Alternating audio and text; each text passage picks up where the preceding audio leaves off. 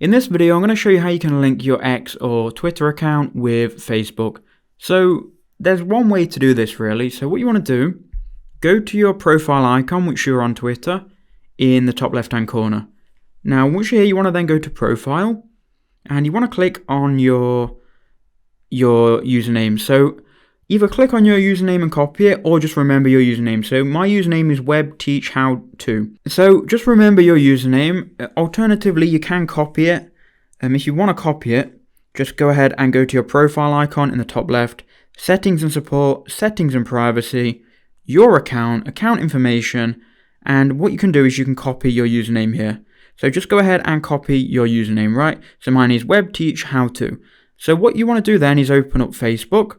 Go to your profile in the bottom right hand corner and just head over to your profile, so click on it. Then click on edit profile, then you can scroll down and here you'll see links. So then next to links you want to click on add, and then here you can see social link, add social link, and then click on the platform and then you want to click on Twitter. Now this is where you need to paste in or type in your username. So mine is WebTeachHowTo.